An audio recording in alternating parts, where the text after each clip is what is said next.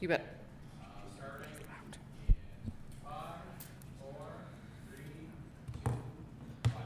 In the spirit of respect, authenticity, and reconciliation, the town of Slave Lake honors and acknowledges that we are situated on the traditional lands of Sawridge First Nation within Treaty 8 territory, home to Indigenous, Métis, and Inuit peoples who have occupied these lands since time immemorial. Councillor Gramlich? Make a motion to adopt the agenda as presented. Motion on the floor. Any further discussion? Call to question those in favor. And that is carried. Councillor Achoba? I'd like to make a motion to adopt the minutes of previous meetings of council, May 19, 2026, as presented. Motion on the floor. Any further discussion? Call to question those in favor. And that is carried. Councillor Hughes? I would like to move to accept the minutes from June 2nd, 2026 meeting as presented. Motion on the floor. Any further discussion? Call to question those in favor. And that is also carried. Perfect. We can move on to new business and reports. Kush, you're up first with our mill and overlay program contract award. Good evening, Mayor and Council. The purpose of this report is to provide our recommendation to Council for mill and overlay program approved for 2026. The 2026 winter season experienced above average snow accumulation and repeated freeze-thaw cycles, which accelerated deterioration of town's road network and resulted in significant increase in pavement failures. The extent of pavement distress would make routine patching in many locations ineffective and uneconomical, requiring more permanent rehabilitation. As a result, the street overlay program has been established to address some of the longer deteriorated road segments around town. The program includes milling existing asphalt surface, placing new asphalt overlays, and undertaking localized base repairs where required to restore roadway structure while extending the service life of the infrastructure and reducing long-term maintenance cost. The project was approved by Council for inclusion in 2026 capital projects list with budget amount of $1 million. Request for proposal package was advertised on Alberta Purchasing Connection starting 11th June this year and was closed on June 26th this year at 2 p.m. The request for proposal requested unit rate proposal based on estimated quantities of proposed work. Quantities were provided in the RFP document based on estimate for requesting cost proposals. Actual quantity will be determined on field in collaboration with the successful contractor. A site review with successful contractor will be conducted prior to finalizing the work sites to assess the extent of localized base repairs required at each location. The amount of base rehabilitation will directly influence the overall project cost and may affect the number of roadway segments that can be completed within the approved budget. Repair priority will be given to high volume sections of road, with lower volume residential streets being considered as budget permits. The potential roadway sections identified initially for inclusion in the RFP are listed below. So southbound lane on Main Street between 2nd Ave Northwest and 3rd Ave Northwest adjacent to Royal Bank. Another section included was Caribou Trail between Main Street and Highway 88. One of the section on 6th Ave Southwest between Caribou Trail and Sunset Plaza on the west approach. One section on residential stretch on 12th Ave and 9th Street Southeast. One of the residential section on 6th Street Northwest between 2nd Ave Northwest and 3rd Ave Northwest, and then residential section on 2nd Street Northeast between 4th Ave Northeast and 3rd Ave Northeast. Upon closing, 4 proposals were received with the following amount. Rural Concrete submitted a bid of $1,050,365. Pavit Construction submitted a bid of $944,532.50. E-Construction submitted a proposal for $866,400. And Canelson Sand and Gravel submitted a proposal for $1,027,500. All numbers are before GST. Evaluations of proposals were completed according to the criteria listed in RFP document. Various mandatory documents were requested. Price was weighted at 35%. Past experience of similar project was weighted at 30%. Asphalt supplier plant location was weighted at 15%. And then schedule was weighted at 20%. All the submissions were found to be compliant with RFP requirements. Based on our evaluation, the highest scoring proposal was submitted by E-Construction Limited and is recommended for award. Evaluation summary is provided as attachment 1 for reference. E-Construction has completed several projects with similar scope in town and within the last 5 years. They have done reputable work in past and has the capacity to complete the proposed scope of work for the overlay program. As per tentative project schedule, they plan to mobilize on August 10th and demobilize on August 24th, completing the project within a couple weeks. Additionally, administration has come across microsurfacing process for extending the life of payment at a third of a cost of mill and overlay. It is a surface treatment consisting of manufactured aggregate, Portland cement, and polymer modified asphalt emulsion.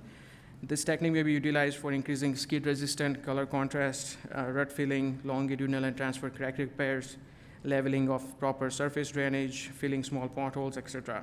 It can be applied on arterial, collector, residential, or industrial road, and it said to have extended the life of asphalt by 7 to 10 years. It greatly benefits the municipality as they do not need to invest millions of dollars in full road rehabilitation project, and as such, multiple road sections can be completed in one budget year instead of mill and overlay on 1 or 2 roadway sections. Administration would like to propose doing pilot microsurfacing application on Main Street between Highway 2 and 6th Ave South, utilizing budget from the street overlay project. That stretch of Main Street is undergoing fast iteration and is currently not on 10-year capital plan for rehabilitation. Completing microsurfacing will help extend the lifespan of payment for fraction of cost while allowing capital investment to be diverted to other failing sections in town. If approved, administration will evaluate the performance of pilot microsurfacing application on Main Street, and based on the results of that assessment, recommendation for future microsurfacing program will be brought forward to council.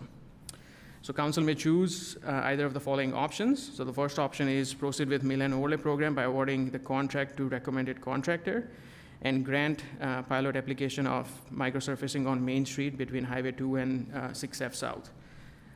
Or the other option is proceed with mill and overlay program by awarding the contract to the recommended contractor and defer the pilot application of microsurfacing between Highway 2 and 6th Ave South to another year. The project funding is supported by a combination of Canada Community Building Fund and road reserves, combining total of $1 million. Project will be carried out as per infrastructure standards. Communication will be released to inform residents before commencement of any work using town social media platforms and warrant alerts. So the intended program would help improve road conditions within town limit, allowing better rideability experience to the users, and the work will also extend useful lifespan of the road infrastructure. And our recommendation is to award the contract for 2026 mill and overlay program to E-Construction Limited, while also granting the pilot application of microsurfacing on Main Street between Highway 2 and 6th Ave South.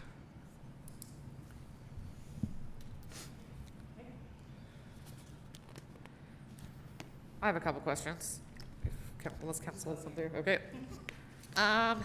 So the pilot microservicing, the cost for that, is that included in the project proposals? No, or- those were only like mill and overlay program only.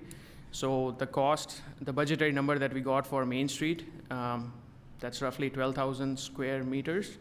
And they gave us a price of like roughly $16 a square meter. So which is close to 180,000-ish. So that's on top of that? Yes. And was it only the one, like E-Construction was the only one that does the microsurfacing? No, E-Construction will do the mill and overlay, Uh-huh, but the microsurfacing can be done by Western Asphalt okay, or West Can Seal Coating, which is one of their kind of like installer. Okay. And there is another company, Fath Industries, but I believe they are busy with their other projects. So we'll try with West Can Seal Coating okay. and see how it goes. And then my other question is more to do about the schedule section on the matrix. Yes. So we said it was August 10th, 24th, the scheduling for E-Construction. Yeah. So one of the other contractors had the next score of 3.5. So how much delayed, what's an example of when that delay would be? So like roughly based on my estimate, something like this can be done in 2 weeks. So E-Construction was bang on that mark. And hence they are getting 4 points. And I think Pavit was just between 2 and 3 weeks. For completion? Yes, Oh, so that's not based on start date, it's based on time to complete the project? yes, yes. That's my questions for now. Counselor Gramlich? Is there something based on start date? Ever? Out of curiosity?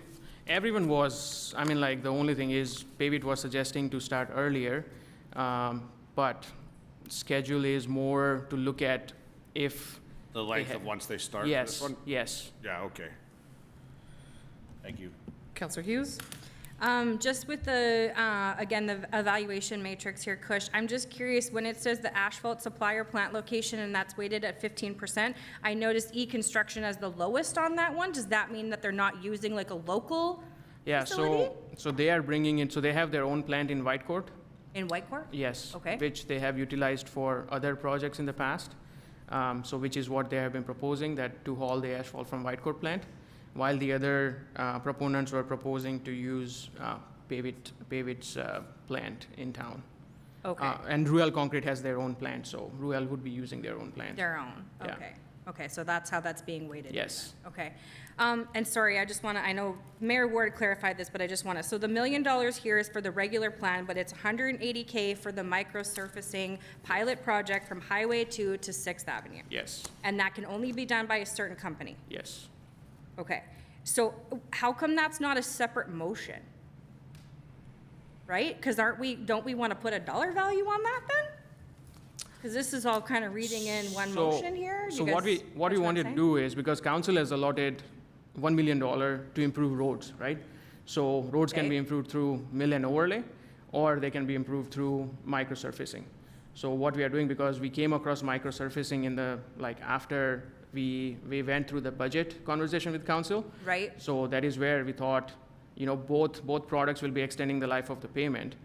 Why don't we utilize the same funds and just do mill and overlay on certain sections of the road and then try this pilot application on Main Street? Okay, but the budget item for this is only approved at $1 million, right? Aren't we going to be Yes. over So- 180K? Yes, so We're not? $866,000, that's based on estimated quantities. Yeah, So we had that 6 sections of road. We will go around with E-construction following the contract award, and we will take them around and they will say, hey, this one you don't need base repairs, because some of the base repairs dollars have been built into this $866,000. okay. So if some sections don't need base repairs, then there is some surplus that can go towards microsurfacing. Okay, you always plan a bit of contingency based on this as well, though, right? Yes, yes. So what percentage of contingency? So I didn't carry like 10 or 15% of contingency, because it's a straight, like you're just doing surface work, right? So Okay, it's more like contingency is more for the sewer carried work for like deeper infrastructure, like where you Okay, don't know the so for ground this conditions. level of work, it's not necessary as you do it in the past with sewer lines or water Yes, mains, yes. et cetera? Okay, thank you for clarifying, okay? Alex, do you want to weigh in? Yeah, so two things. If you look back, option 5 and 6, the residential, if we did get in close to the budget, we want to, with the 180,000, we're going to get to the million. But if we did get close to the budget, those two could be subject to deletion to make sure that overlay still gets done on Main Street. And there is 2 motions. If you look under the motions, there is 2 motions: move to accept E-construction and move to do the overlay test project. So there's 2 motions in there. Yeah, no, I understand that, but it doesn't say a dollar value. Oh, okay. So I didn't want to just make a motion without dollar value attached. So- That's why. So it's gonna, with the 2 projects, will not go over the $1 million. Yes. Okay, that's, That you yeah, guys have already thank you. approved. I just want that to be very clear. Yes. Thank you. Okay. Counselor Choba? I'd like to move that council awards the contract for 2026 mill and overlay program to E-construction Limited. Okay. There's a motion on the floor. Is the pilot surfacing one too? Oh, that's the next one. Okay, sorry. I was above on option 1. All right, there's a motion on the floor. Do we have any further discussion on that? Call to question, those in favor. And that one is carried. Counselor Williams? I'd like to move that council grants administration to proceed with the pilot application of microsurfacing on Main Street between Highway 2 and 6th Ave South. Okay, there's a motion on the floor. Any further discussion? Call to question, those in favor. And that one is also carried. Okay. Excellent. Moving to the next one. Speed radar signs. So the purpose of this report is to seek council approval for the purchase and installation of 2 speed radar signs at the start of Shooter Park Playground Zone.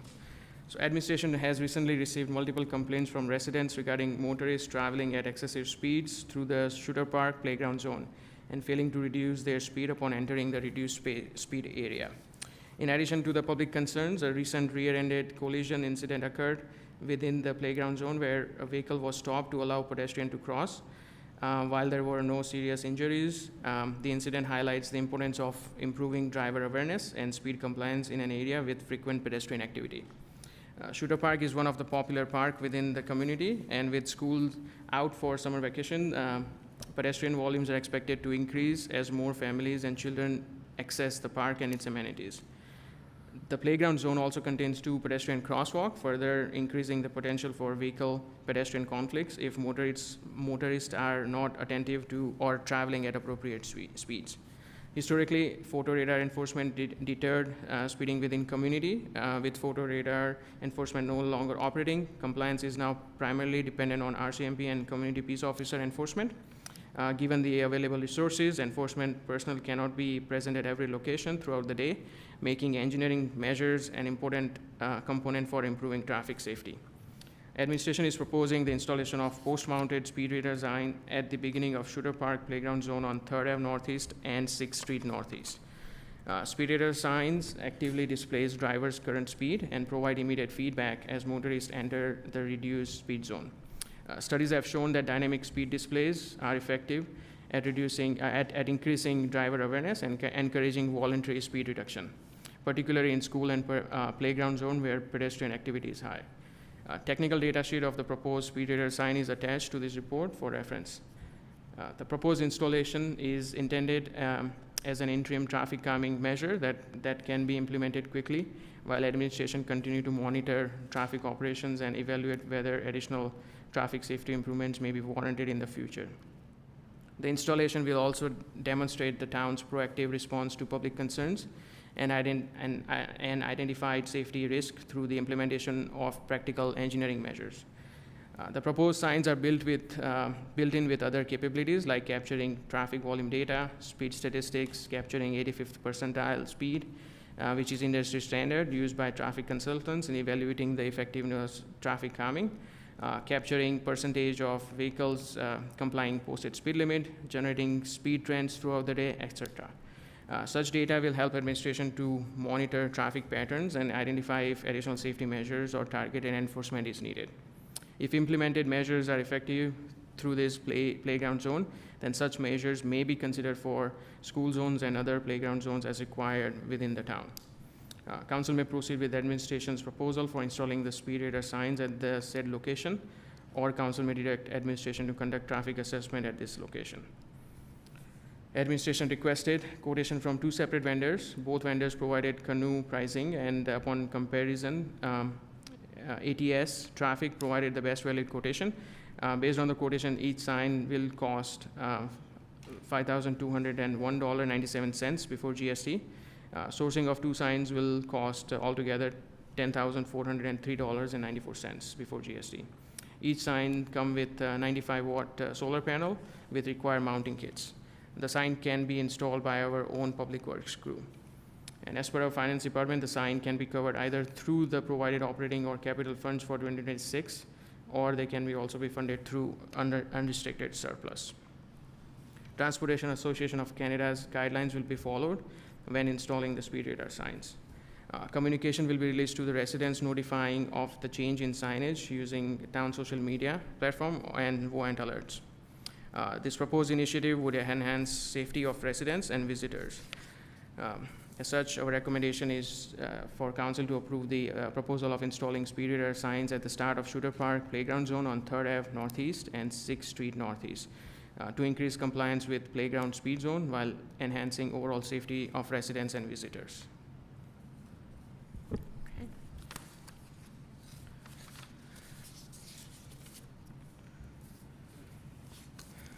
Councilor Gramlich. Yeah, if no one has anything, I'll make a motion. Nobody? Nothing? Nobody? Oh, Cindy does. Sorry, go ahead. Councilor Williams. Hi, thank Hi. you. I'm just wondering, so will these signs be mounted permanently somewhere? Or are they able, like, someone can't just come and pick them up and take them, right? They're No, gonna be permanently Yeah. mounted there? Yes, they were mounted on a On signpost. each corner? Yes. Okay. Okay, and then, what type of maintenance is associated with them? I know you said they're running on solar panels. Yes. So all the data that you're collecting will be accessed just, Through Bluetooth, so we just have to be in vicinity of the sign and we can download the data on the app. And the other maintenance required would be during snow season. Public Works will have to go and move the snow off the solar panels, that's it. okay. Okay, that was my only question then. Alex, do you want to weigh in? Yeah, just, so we do have 3 other signs in town. For clarification, the batteries are here. We found that there's some computer Thank you. issues, which are also being ordered right now. All of these are movable, so they are on a post. Well, those are Yeah. the only ones I've ever seen, which is why I was Yeah, so they're all wondering on a about that. post, but they can be moved by our own public works crew at no cost to us. So after this one, we can move them to another playground zone or any other area of town. The difference between the ones we have and these ones, the ones we have now just kind of flash if you go fast. These ones actually go red, they flash, they really bring you, so you've probably seen them in other communities. The reason we wanted to go with these ones as a playground zone is they really bring to your attention when you're going faster than the Yes. posted speed limit. So, and in 6 months, we could move them to another school zone, another playground zone. So they're permanent, but we can move them at our need around town. Okay, And they're very basic maintenance. The peace officer or IT crew can go download the information. They're pretty standard, yeah. Pretty low maintenance. yeah, I was just wondering, like, the effectiveness of it, just, because I know the ones on the highway, do they collect data as well? Yeah. Oh, And okay. we do, once they're functioning again, we do have the ability, our IT department has spent a lot of time in the last couple months learning about them. Okay. You have to get pretty close to them with a laptop, but you can print all that. They're another tool in the toolbox. Yeah, They're I would be not very no- interested to see Yeah, what another the tool in the statistics toolbox, are. but it's not, there's still, it's a sign that people have to pay attention to versus, actual feet on the ground enforcement, which we've asked our local RCMP and peace officer to do as well. Okay, awesome. Thanks, Thank you. Alex. Thank you. Any further questions from council?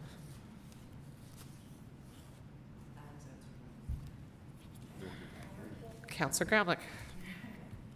I'll make a motion that council approves the Leisure Economic Assistance Program policy as Oh. presented. Oh, Oh. sorry, I'm on the wrong page. My God. Someone else jump in. I had it right in front of me on the other Councillor one. Achoba. Oh. Achoba's got it. I move that council approves administration's proposal of installing speed radar signs at the start of Shooter Park Playground Zone on 3rd Avenue Northeast and 6th Street Northeast. Okay, we have a motion on the floor. Is there any further discussion? Call to question, those in favor. And that one is carried. Okay, Thank you. thanks, Kush. Thank you. Now, next report, community services. Joe, the floor is yours. They cut me off, Joe. I was trying to get ahead for you there.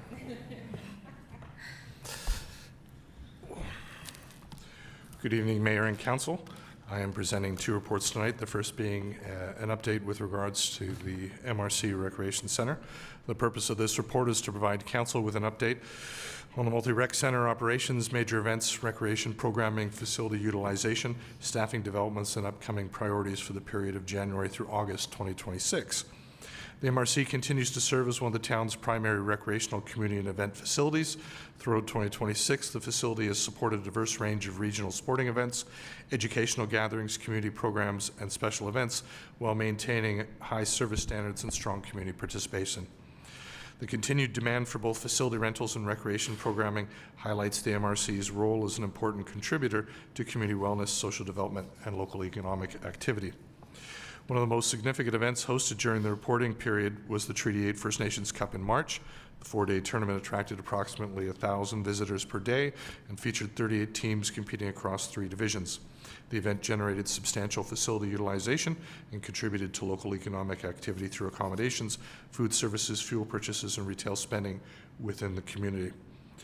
Accommodation was less of an issue than previous years, with organizers happy to be able to book accommodations for their teams well in advance of the tournament. Facility staff successfully supported tournament operations and maintained high service levels throughout the event, resulting in very positive feedback from organizers regarding the quality of service and the facility management. The current 2-year agreement with Treaty 8 First Nations Cup concluded following this year's event. Administration is currently working with organizers to secure a new multi-year agreement, with further discussions expected following the organization's board meeting in September of this year. In June, the MRC hosted another successful Northern Lakes College convocation. The event represented the institution's largest graduating class to date, with approximately 1,200 graduates recognized over 2 days. Daily attendance exceeded 1,000 visitors and generated significant activity within the facility. Event organizers provided positive feedback regarding facility cleanliness, operational support, and staff assistance throughout the planning and execution process. Northern Lakes College has expressed interest in returning to the MRC for its 2027 convocation ceremonies. The successful hosting of large-scale regional events continues to demonstrate the value of the MRC as a destination facility capable of supporting major gatherings. These events not only enhance community profile and visibility, but also contribute to local economic development by attracting visitors from throughout the region. Excuse me. The reopening of the Racket Center within Arena 2 occurred in April, several days ahead of the planned schedule. Utilization has remained consistent since the opening, reflecting ongoing community demand for indoor recreational opportunities during the spring months. To support continued growth in racket sports, MRC staff hosted a pickleball tournament on April 25th. The event attracted 18 teams competing across 3 divisions and was well received by participants. The increasing popularity of pickleball presents opportunities for future programming expansion and tournament hosting. Spring programming concluded in May with the completion of several youth initiatives, including the Go Girls and Fundamental Skills programs. Participation in the Go Girls program increased by 100% compared to previous sessions, growing from 6 to 12 participants. The program provides girls in grade 5 through 8 with opportunities to develop confidence, leadership skills, wellness practices, healthy lifestyle habits through activities focused on self-care, mental wellness, healthy eating, and body positivity. And this is a program we hope to expand even further moving forward in the future. The increase in registration demonstrates continued demand for youth-focused programming and highlights the importance of providing inclusive recreation opportunities that support personal development and community engagement that are not necessarily sports-based. In May, staff also delivered the annual bike rodeo in partnership with Primary Care Alberta, the RCMP, Municipal Enforcement, and Emergency Medical Services. Despite the uncertain June weather that we had been having, in those conditions, the event attracted 15 participants and provided valuable bicycle safety education for our local youth. During the spring, on the staffing front and program development, the town successfully recruited a new programming coordinator who has assumed the responsibility for planning and coordinating our community programming initiatives. Early priorities for the role have included the organization of the recent Canada Day celebrations and preparation for upcoming fall and winter programming. The town has also recruited a new camp coordinator to oversee the Summer Splash program. Staff recruitment and retention remains ongoing operational priorities throughout the recreation sector. As we've discussed at past council meetings, competition for qualified recreation professionals continues to present challenges across Alberta for its municipalities, making successful recruitment efforts particularly important to maintaining service delivery standards for residents and provide opportunities for local summer staff to improve and increase skills. The department is excited to provide opportunities for local summer staff to increase their leadership and program skills. And in looking at our Summer Splash staff today and working with them, we have a number of new staff, which is exciting to see that turnover and new opportunities for our youth in the community for learning and employment skills. Preparations for Canada Day started in May. This year's theme was a blast from the past, featuring a variety of family-oriented activities, including a community pancake breakfast, which was cooked by the Lesser Slave Lake Regional Fire Service. They served over 1,200 pancakes during the breakfast. The day included a costume contest, tug-of-war, egg relay, race competitions, moose calling, and the watermelon eating contest, which saw in the children's division 38 participants, the youth division 28 participants, and our 14-plus division saw 18 participants. This was followed by face painting and other interactive programming, as well as some live entertainment. Sponsorship support from local organizations and businesses continues to enhance the event while reducing municipal cost. Canada Day celebrations took place at the MRC starting at 10 a.m. And personally, a big shout out and thank you to the dozen or so sponsors from the local community that really made this event possible and so enjoyable this season. Registration for the Summer Splash Day Camp program opened on May 25th and generated strong community interest, with registrations reaching more than 50% capacity for the program shortly after opening, which was great to see. This year's programming emphasizes local experiences and community connections through planned visits to community facilities and attractions, including the Fire Hall, East Shore Athletics, Devonshire Beach, Legacy Center, and the Northern Lakes Aquatic Center, as well as a trip to the airport to see the Wildfire Planes. The continued popularity of Summer Splash demonstrates the importance of affordable and accessible summer programming for local families while supporting youth engagement throughout the summer months. And we were able to, in reviewing the budget with staff, continue the summer playground program at Hilda Eben Park on Tuesdays and Thursdays from 11 to 3. And this is led by our playground activity leaders and allows children to drop in anytime during those hours and do crafts, activities, and games with our leaders. Our first day of the program was on June 30th, and we saw 20 children come out to participate. So, for upcoming events, the MRC continues to attract major community and regional events throughout the summer. Roland Michener Secondary School utilized the field house for its graduation banquet, while the Métis Nation's 98th Citizens Gathering is scheduled for August. The Citizens Gathering is expected to attract approximately 1,200 participants per day over a 3-day period, and will utilize the entire facility over those 3 days. The event will feature meetings, presentations, networking opportunities, vendor displays, and banquet functions. Like other large-scale events hosted at the MRC, the gathering is expected to generate positive economic impacts for local businesses and accommodation providers. The return of summer hockey camps to the MRC will provide additional recreational opportunities for local youth while increasing facility utilization during the off-season. And we've had a couple of new camps join our previously scheduled camp providers in Arena 1 this year as well. The camps have attracted participants from both Slave Lake and surrounding communities, generating activity within the facility and supporting local economic activity. Administration is continuing to work with camp organizers to explore opportunities for future programming and extended participation in the future. Looking ahead, administration will begin planning for fall recreation programming and winter facility operations. Staff have met with ICE user groups, including the new Slave Lake Junior B Wolves organization, to discuss facility allocations, scheduling requirements, and operational needs for the upcoming ice season. And I'm happy to share and add to this report that the agreement with the Slave Lake Wolves for the ice usage and use of the facility was signed off this afternoon. Now, wrapping up some of our operational challenges and opportunities, the continued success of major events and recreation programming demonstrates strong demand for MRC services. However, increased facility utilization also creates some operational pressures related to staffing, scheduling, facility maintenance, and event coordination. As the town continues to attract larger regional events, opportunities exist to further position the MRC as a destination venue capable of hosting tournaments, conferences, cultural gatherings, and community celebrations. These opportunities have the potential to generate additional economic benefits while increasing facility revenues and community visibility. At the same time, maintaining high levels of customer service and facility quality will require ongoing attention to staffing, scheduling, and capacity. Administration will continue to pursue strategic partnerships, event attraction opportunities, and programming enhancements that support Council's goals of fostering a vibrant, healthy, and connected community. In conclusion, the first 8 months of 2026 have marked by strong facility utilization, successful event hosting, increased program participation, and positive community engagement. Administration remains committed to maintaining a high service standard while identifying opportunities to enhance programming and strengthening partnerships. And as the director of this department, I'm very proud of the staff at the MRC, at our pool, all of our facility staff, and my team of managers here at the town. My recommendation to council is that council receives the Multi-Rec Center Operational Update Report for information. Open the floor to questions from council. Councillor Bowes.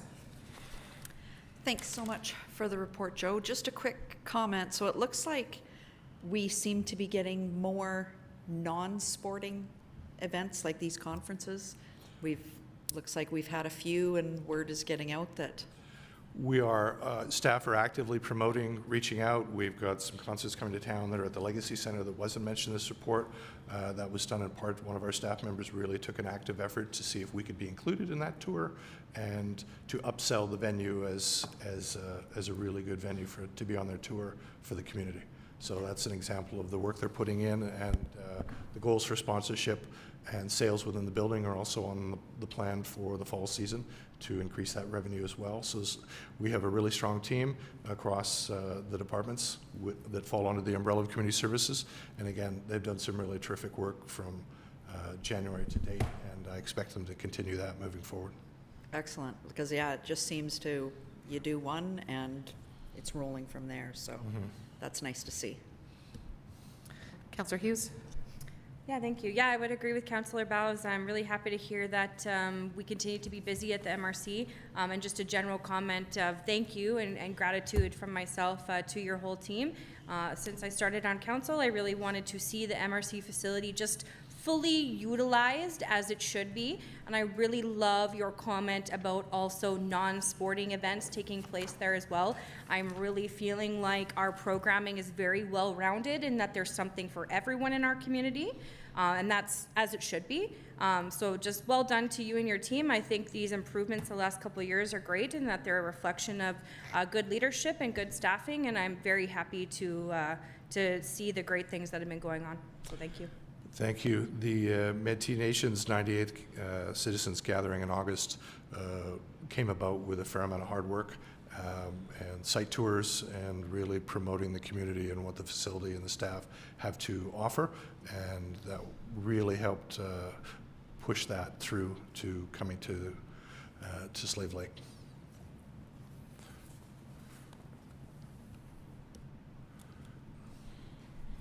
Councillor Williams? All right, well, I would like to move that council accepts the Multi-Rec Center operational update report for information. Motion on the floor. Any further discussion? Call to question those in favor. And that is carried. Okay, on to report 4.4. Right.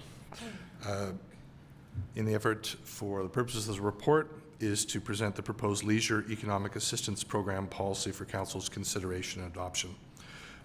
As Council is aware, many of us as directors have been reviewing past policy within our departments, and this policy had not been updated since 2015.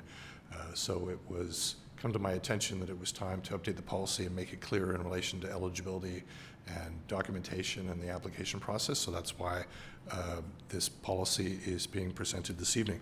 The policy establishes a formal framework for the town of Slave Lake to provide recreation and leisure fee assistance to eligible residents who experience financial barriers to participation. The policy is intended to support fair, transparent, and consistent administration of the program while improving access to town-operated recreation facilities. Access to recreation leisure opportunities contributes to individual health, family well-being, and social inclusion, youth development, and overall community quality of life. For some residents, program fees, admissions, memberships, or related costs may create a barrier to participation in town recreation and leisure services buildings. The proposed Leisure Economic Assistance Plan, referred to as LEAP, is intended to reduce these barriers by providing eligible low-income residents and residents experiencing demonstrated financial hardship with approved fee assistance. The policy provides council-level direction for the program and establishes the roles of council, administration, applicants, and participating departments. The policy was developed to reflect municipal best practices for fee assistance programs, including clear eligibility requirements, defined administrative responsibilities, privacy protection, consistent application review, annual review, record keeping, and an appeal process for applicants whose requests are denied, reduced, suspended, or canceled. The proposed policy creates a structured and accountable approach for administrating recreation and leisure fee assistance within the town. It confirms the council establishes the policy and considers program funding through the annual budget process, while administration is responsible for implementation, application review, eligibility verification, record keeping, reporting, and day-to-day program administration. Eligibility is based on residency with the town of Slave Lake and the MD of Lesser Slave River, financial need, and participation in eligible town-operated recreation facilities. The policy allows administration to verify eligibility through standard documentation, such as proof of residency, income information, or proof of participation in an income-tested benefit program. It allows for alternate verification in exceptional circumstances where residents may face barriers to providing standard documentation, such as homelessness, family violence, displacement, recent arrival to Canada, sudden job loss, or other hardships.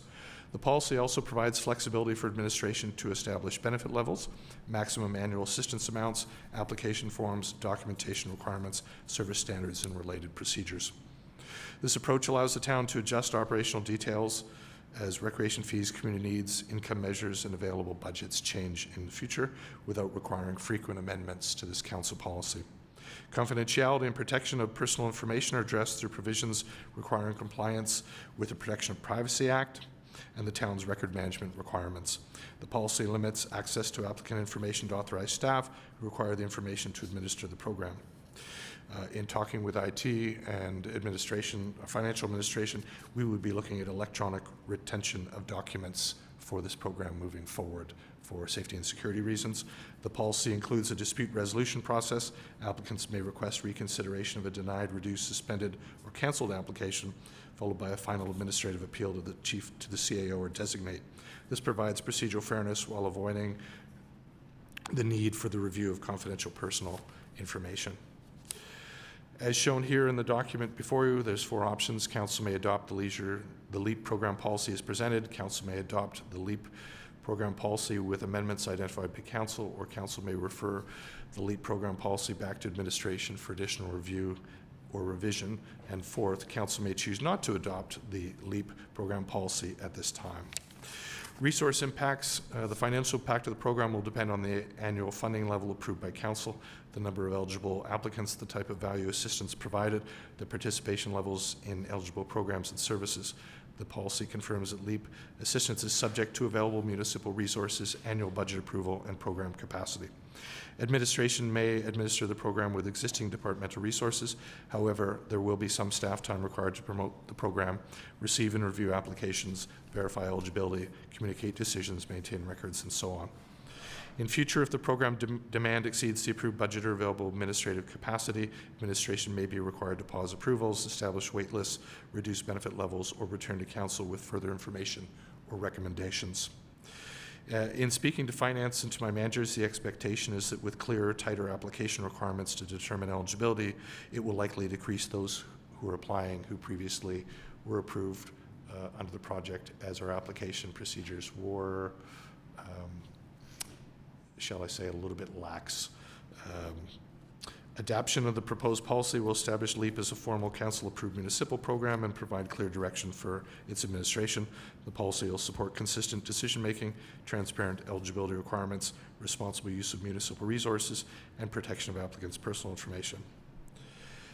And again, noted, the policy may require administration to develop or update related administrative procedures, application forms, privacy notices, fee assistance tracking processes, and public communication materials. Administration will definitely be revising the current program application if this bylaw is approved. If approved, administration will communicate the availability of LEAP through the appropriate town communication channels, including the town website, social media, the Town of Slave Lake website, recreation facilities, program guides, front counter materials, and so on. Communications will clearly explain the purpose of the program, who may be eligible, how to apply, what documentation may be required, and how personal information will be protected. And then internal communication training would then be provided to recreation, facility finance, and front counter staff involved in taking these applications. The proposed policy supports the Town of Slave Lake's broader role in promoting a healthy, inclusive, and connected community. By reducing financial barriers to recreation and leisure participation, LEAP supports community well-being, social inclusion, affordability, and access to municipal services. The policy aligns with strategic priorities related to quality of life, responsible service delivery, community wellness, and support for residents and families. It also reflects the town's commitment to delivering services in a fair, accountable, and transparent manner while making efficient use of approved municipal resources. The recommendation to council is that council adopt the Leisure Economic Assistance Program policy as presented. and the motion that council approve the LEAP program policy is presented and direct administration to implement the program. I have some questions, unless anyone wants to hop in. Okay, stop me if it's the same. A couple things. So to start, this one's going to have to come back because the report is a bylaw, but the attached document is a bylaw, but everything for the motion is policy. So are we approving a policy or a bylaw? My error. That's okay. So that one's going to, just as a heads up, so there's a couple administrative things in here, and so it's It's a bylaw. It is a bylaw? It is a Okay, bylaw. perfect. When the report comes back, generally we have changes between the old bylaw and the new bylaw highlighted. Or, May I? yep, please go ahead. The previous was a policy, and it was 2.5 pages. Okay. It was very minor in content. Okay, So the reason why you don't have your traditional previous policy highlighted what all of the additions is because the initial leisure economic assistance policy from 2015 was in essence 2 pages. And so we started from scratch. And as usual, policy was reviewed from similar sized communities throughout the province. As noted in the Appendix A and B, the financial means level of establishing eligibility, use LECO, which is the range, the household income range from Statistics Canada. And that's used across the province at all our municipalities in establishing eligibility for acceptance into these types of financial assistance programs. What varies from communities is the levels. I think ours falls in line. The over 500,000 LICO level? Because so if like Schedule A hard codes the LICO thresholds for low income, Yes. and we've chosen in this policy, the one for urban centers over 500,000, the dollar values, I believe. And I'll explain why. That's why my question is, why? That's generally of the different models that are there. We don't, as centers, and speaking to my peers and other communities about this policy, we don't see a great deal of use for it, but because it often is a procedure and application that people are wary or nervous to apply for, traditionally that's the column and level that's used across the board for most communities, somewhat regardless of community size, and to make it reasonable, and that's the one that's chosen. I decided to follow suit with our other municipalities across the province and use that column as our guide. But obviously with direction from council, if you had a decision or a request to change it to a different column and a different part of the cutoff for the program, obviously administration is welcome to any type revision. But for knowledge, that's traditionally in communities our size, that's the one they use to try and create an openness and open availability. Which is interesting, because the one over 500,000 is higher. So if the low income threshold for rural areas, if I'm reading this correctly, for one person in 2024 was 16,948. And if you go population under 30, in case we don't meet the rural 400 people per whatever, is 19,396. So for the over 500,000, that's 25,909. So we're saying that you have to meet a higher threshold to have access to the program? We are, and I think in speaking to my peers, a lot of that was really over the last 24 months, costs have risen constructively and incomes have stayed the same, or in some cases have been lower. It really speaks to, in speaking to peers, the discussion around what money is remaining at the end of the month to potentially take your family to a center like the MRC or to the pool. And if you go to those lower levels, it constricts. And I think, across the board, and I'm talking communities like Drayton Valley and Edson, and so not just within a 1-hour drive, what was found that there was an increase in the people that used their assistance program, and encouraging to see that increase, but not to the point that it created a burden on their budget or their community, but yet encourage people that maybe if we had the lower threshold, our numbers are there, and I think it's healthy. We would be monitoring and tracking this for the remaining 6 months of 2026, and then in speaking to finance, we would take a look at the end of 2026, all the applications, family sizes, what we had issued to those families and individuals, and then take a look at having and seeing whether or not these rates are reasonable for usage. Okay, gonna keep going. Where was I at that? So that answered the LICO. 5.1.6 talks about good standing with the town regarding eligibility for the program. So you can allow denial based on unrelated debts or disputes unless administration applies an exception. Sorry, you're at 5.1.6? Yes. So I have a question regarding good standing. So is that the recreation account only, facility conduct, unpaid utilities, taxes, fines, like what's good standing? Traditionally, in a Parks and Recreation, good standing is good standing with us in the Recreation Department. We don't have a current ban notice in place. Fees for anything outstanding for program-wise is paid, rentals in the facility, those types of pieces. That's a broad range section that can be narrowed down to be focused. If it would like to be included, whether or not taxes are current in those pieces, absolutely, that's a great suggestion in tightening up. Yeah, that I was just section of looking at the policy. language because good standing can mean a lot of things, and if there's discretion there, I'd like to, if we already have the income thresholds that have to be met that are very specific, then having the good standing thresholds, that would be a thought of mine. Where am I at? Sorry, hold on. Can I just ask for clarification? Yes. Do you want it to be with all the aspects of town or just in Well, recreation? I guess that's up for council discussion, which we can, I guess we'll pause and discuss that. So right now, one of the eligibility is your good standing with the town. As Joe indicated, that right now, it normally would be just the recreation department, but I would open up the floor to council if you want it to be good standing across all town accounts, and what that would look like. Councillor Gromlich. Well, it would make sense for every department to have a generic one that it refers back to where you're in good standing with the town. I probably don't have anything like that now, I'd assume, right? So there should be something in place, right? So everyone can refer back to it for all the different. What good standing? I think as a municipality, we'd be limited to not issue service if someone came to pay a bill or pay taxes.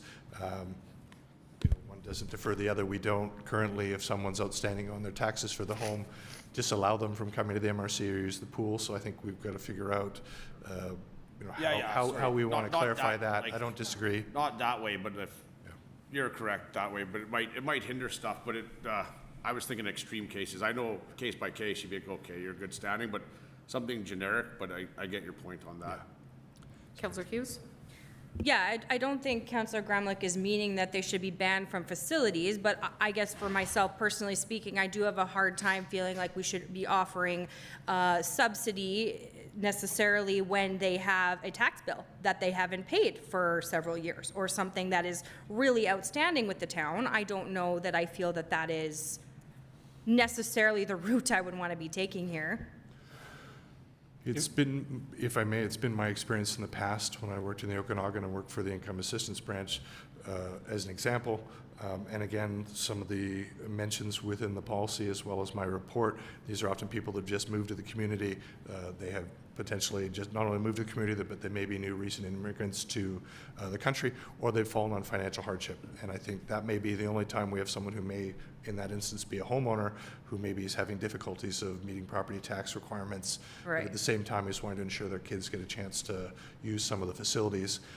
I think it can and deserves a review and some fine tuning. I think it depends where they fall on that spectrum, I guess, because to that point, if they're planning, repayment with the town and they're in good standing with us in the sense that they have reached out and we are clearly communicating, then certainly. But on the other side of things, if there is no communication and, a lot of outstanding balances, that's where I would struggle to just say, yes, sure, let's open our There's an wallets. exception wording in there, and I Yeah. would keep that. But Yeah. in my opinion, I think it should say good standing across all town accounts, but you keep the exception ability so that the director can apply at their discretion if there is a unique scenario of hardship. Yeah. That way you're not inflexible, but that it does encourage, like you said, to be compliant across that. But Yeah. again, newcomers, As part of the I application get process, that. you can absolutely make that as one of the checks and balances that's done prior to approval Yeah. within the program. And to be, Were for you the still- majority of the Go ahead, Alex. users of this, they're not homeowners as a general rule. Okay. And we,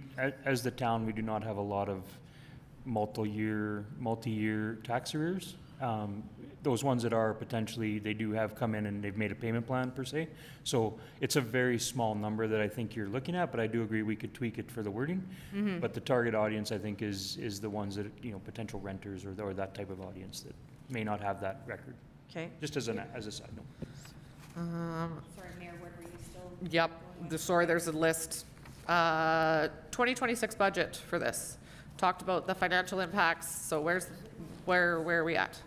Well, the Oh, is that yours? 2026, Sorry, Counselor, you could, we issue mostly passes for this, and so tracking of usage of those passes is somewhat challenging.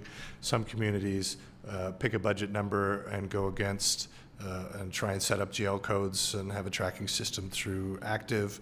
In speaking with finance and what our usage review of our binder of past applicants, it was a suggestion from the CFO that we finish out the year 2026 and a month or two prior to the year review and take a look at what our numbers of applicants and our number in relation to usage was, and then decide whether or not we need to allocate a budget or just operate out of our existing budget based on usage.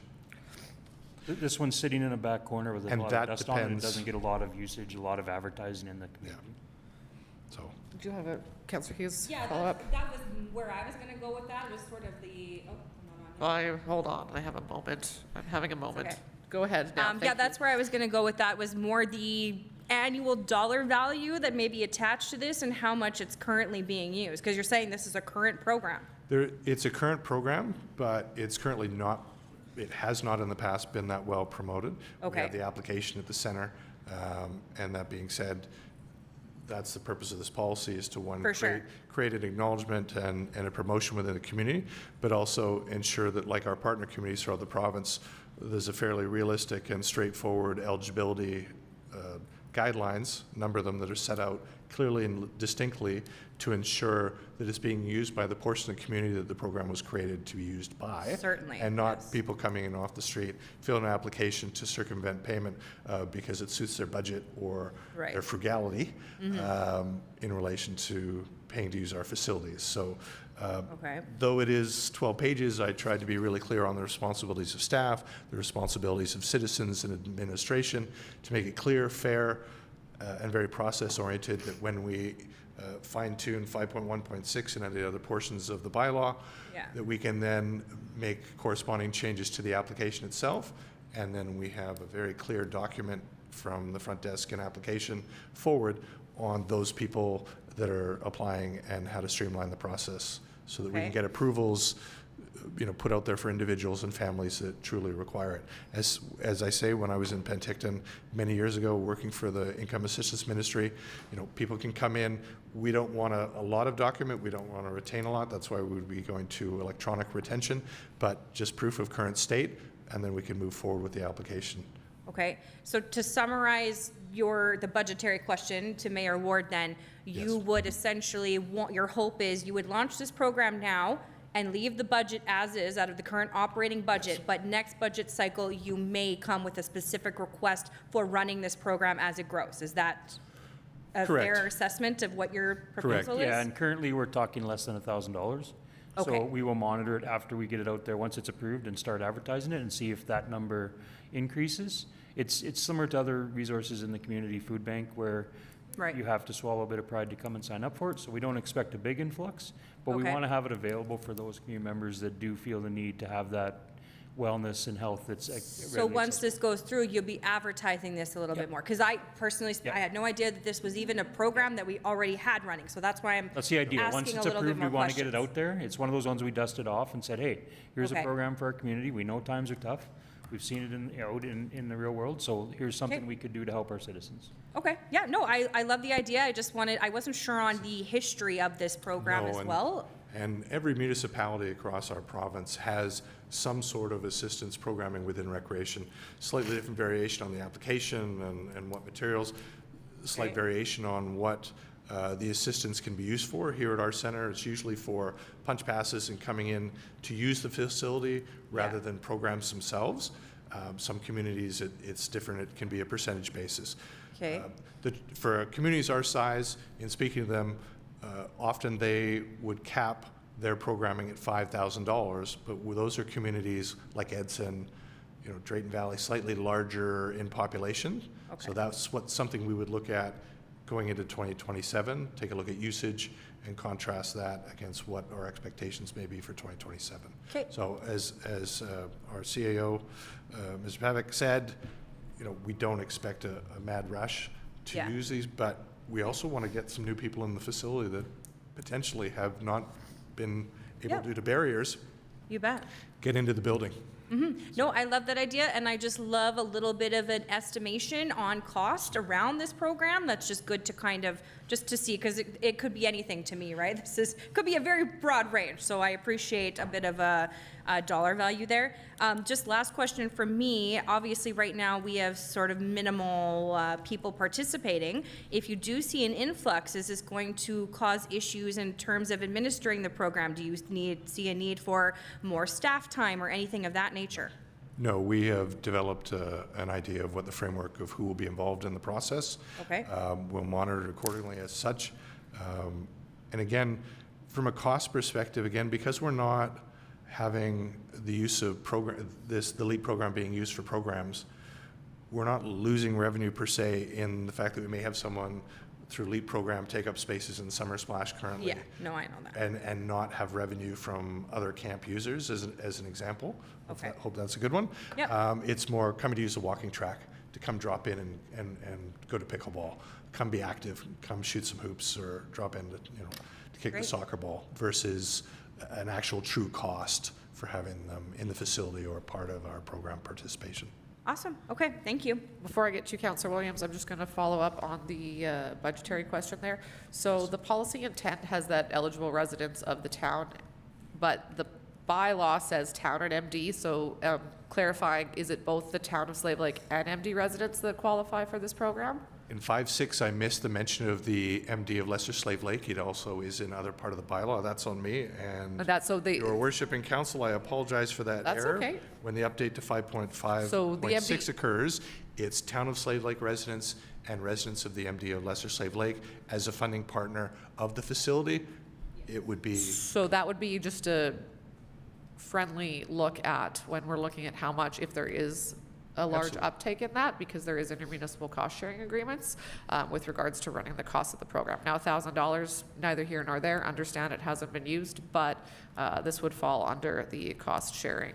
and that's the type of data acquisition at the end of 2026 we'd be looking at over and above. Total numbers would be the division of residential. Sydney, did you, or Councilor Williams? Go ahead. Sure, yeah. I love this idea. I love the inclusivity of it for our community members, our seniors, everybody's involved. I love the idea of it. What worries me is just the talk of the wording of being in good standards if we are trying to make this available for families.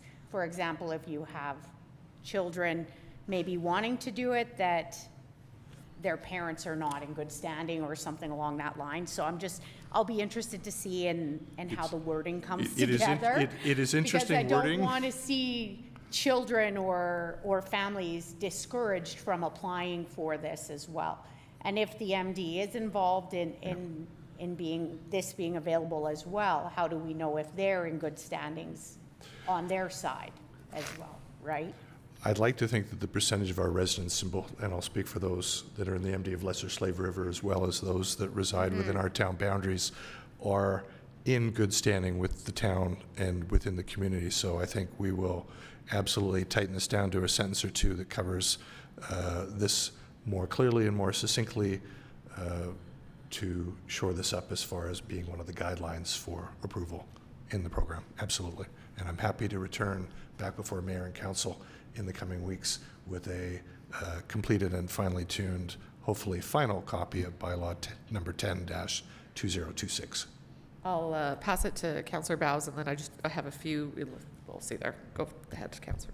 Just being picky, Schedule A, applicants must meet the annual threshold. You just might want to check the spelling. Okay. Thank you, Is Councilor. that it? Yep, no, it Okay. just kind of, those that jumped out. Nope. Since this is coming back, top of the report, we need well-being checked as it's part of strategic alignment. The residence eligibility we went over. I would consider Schedule A and B are hard coding our LICO thresholds and our benefit codes. So if those ever change, then we have to do a bylaw amendment, which is more complicated than administrative procedure. Like from my understanding, we've been moving dollar values to administrative policy. When speaking to the other municipalities, when the passing of the bylaw happens and that's there's usually a conversation between the CAO and council to see if they have any concerns about retaining the existing LICO. If it goes down, whether we keep it or if it goes up. Again, part of this is I will be coming back before council to give you a report on the usage and the resident location numbers and all of those great details in the fall. And I think at that time, we would also be looking at whether or not there's an expectation that those LICO numbers may be going higher or lower. I think they're a guideline. Please note that in the wording of the bylaw, there is the ability for staff to have consideration and grant approval for this program. Yep. So if we had someone with a very large family that was slightly over the household income, but provided documentation or stated, that's our 2025 income statement from CRA, but this is the recent occurrence within our family unit, which is creating financial hardship. Have a conversation that's respectful and take any new information and potentially offer LEAP assistance for the next 12 months. This is an annual piece, so again, up for review. And again, I don't think the numbers are going to warrant a mad rush of consideration. But I think it does fill a gap, as Councillor Williams and Councillor Hughes mentioned. This is really, I'm excited that we're now refining this bylaw, because it has been very broad and very open, both on the policy side as well as the application. And I'm excited that we can hopefully encourage more people to consider filling out an application and getting actively involved and use this program. Okay, that's great answer. Just curious, because sometimes we've been moving those schedules out, because then bylaw changes require more work. Just a couple little things to look at before this comes back. Inconsistent schedule naming policy refers to Appendix A and B, but the attachments are Schedule A and B. Yep. So what else is there? There's a couple. There's a runner through somewhere, but a lot of it says being a bylaw of town instead of Town of Slave Lake. Council of Town instead of Town of Slave Lake. There's participated in inconsistent use of low-income cutoff. So there's a few different. I was asked to present this policy to. I'm just saying, so when it comes back, it's just a list, so when it comes back, there's no judgment. It's just so that when it comes back, we can just handle this all at once. I didn't get to take a full look at it earlier, so again, as it comes up, it's just so that when it comes back, then we're only doing this once again. Let me take a look there. Happy to do so. I'll do so with the CEO. Just to clarify that between the two. So it's coming back as a bylaw, and I think that really is it for me. So I'll make a motion to have this bylaw come back to a future meeting of council. And we will schedule at the next SL senior leadership meeting for the next hopefully available slot in the coming months of the council schedule. Perfect. So there's a motion to have this report come back. Any further discussion? Call to question, those in favor. And that one is carried. And thank you for that. Can we have a quick break before we continue, please? Thank you.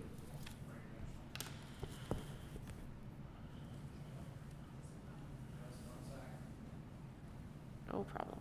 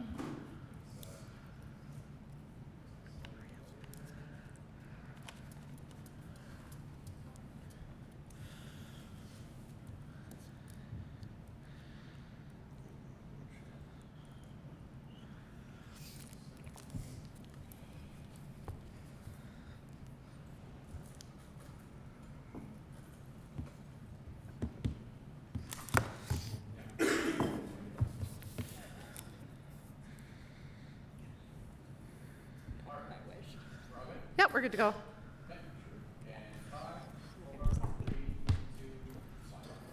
Okay, moving along into question period. Does council have any questions for administration? What did I miss? That's under, I have that under correspondence.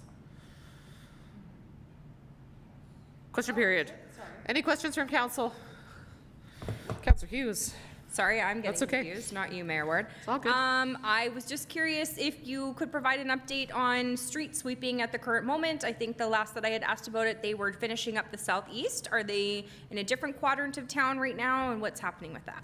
I will have to get back to council on that. I am not Okay. aware where they're at as of right now.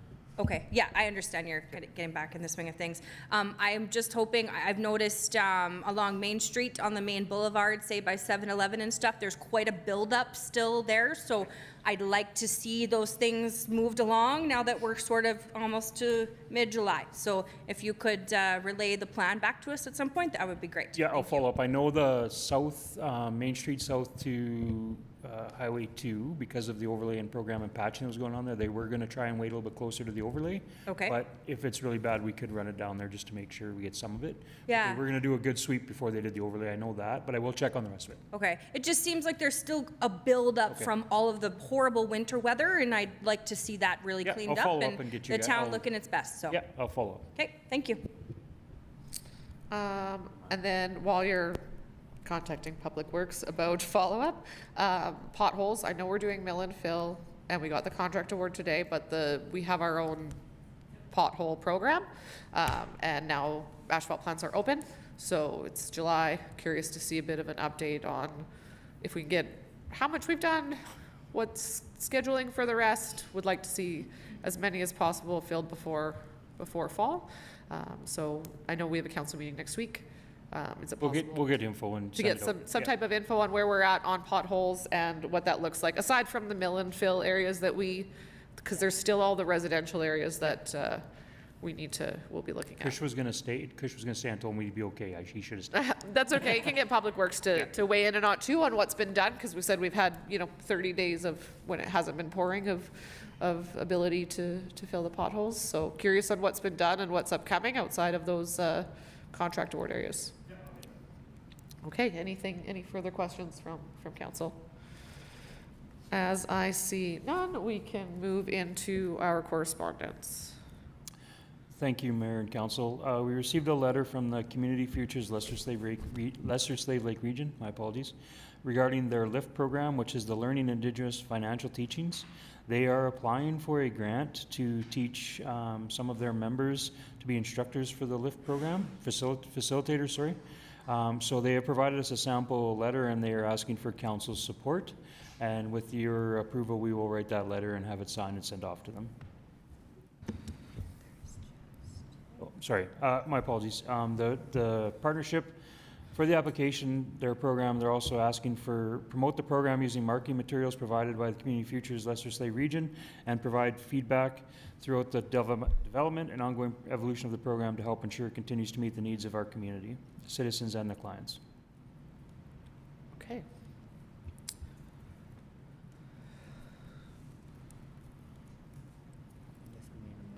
We would need a motion. Yep. Councillor Hughes? Yeah, I take no issue with this, so if no one has any commentary, I will make a motion directing administration to please provide the requested letter of support to Community Futures for this LIFT program. And we will get it, they're asking for a short turnaround, so we'll get it signed Right away. quickly. Yep, thank you. Okay, motion on the floor. Any further discussion? Call to question, those in favor. And that one is carried. Moving out of that into State of the Lake. Does council have anything for State of the Lake? Councillor Hughes.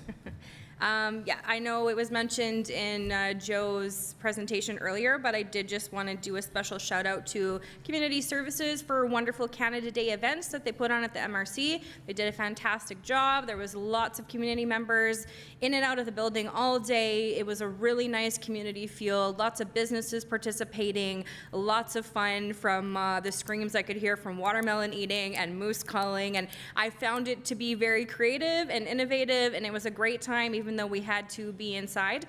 So I just wanted to give a special shout out to Abby and her team and just Community Services in general for a job well done.